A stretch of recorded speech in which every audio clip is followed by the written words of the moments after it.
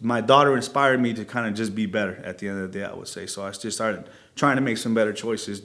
And it was a process for me for the most part. I don't think anything happened overnight, but I got some good opportunities, man. I started volunteering. They wanted to shut down a church at St. Agnes, and I asked them if I can volunteer to keep it open for guys in the neighborhood.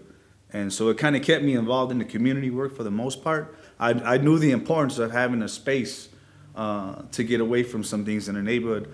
I remember the basketball tournaments people would throw for me. I remember the things people did for me more than anything, without asking for anything in return, and it compelled me to want to do the same thing. And then a program by the name of Ceasefire somehow got a hold of me. I don't know how they got my number. They were like, "Man, there's a particular role we're looking for somebody in the neighborhood to kind of help mediate, some disputes in the neighborhood. We want to kind of help change the narrative of some of the communities in Chicago. We'd like your help." So I sat down for an interview. Eventually, I got hired and started working pretty much full time in the neighborhood. The funny thing is that didn't start off full time. I talked to my wife about the opportunity, and I was working at JB Hunt at the time on the railroad, making pretty good money. I could have just did that for the rest of my life and been financially secure. They were paying me good money, but I just felt like I was missing something. I wasn't doing something right, and there was like emptiness in me. So I talked to my wife, and she's like, "Man, if you want to do it, like by all means, you know."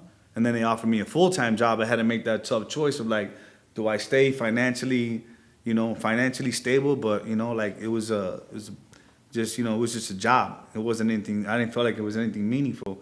And the work that I was doing with Ceasefire felt really meaningful to me. So I said, all right, you know what? I talked to my wife. She's like, if that's what you want to do, like I got your back 100%. She's like, give them your 2-week notice at JB Hunt. So I give JB Hunt my 2-week notice. 3 months later, the program's funding is cut. So I leave a very stable job, and 3 months later, I'm out because of the funding issues that Ceasefire frequently had. It's been an incredible journey, man. So I feel so blessed to have people bring us in and just believe in us. Sometimes when you don't believe in yourself. So I've been on staff here for about 5 years now at New Life Centers. We started having conversations around CP4P and what that would look like in the neighborhood. Myself and George's history has kind of been the gang outreach in the neighborhood, the mediation work in the neighborhood. So we felt like, man, it was going to be a perfect fit.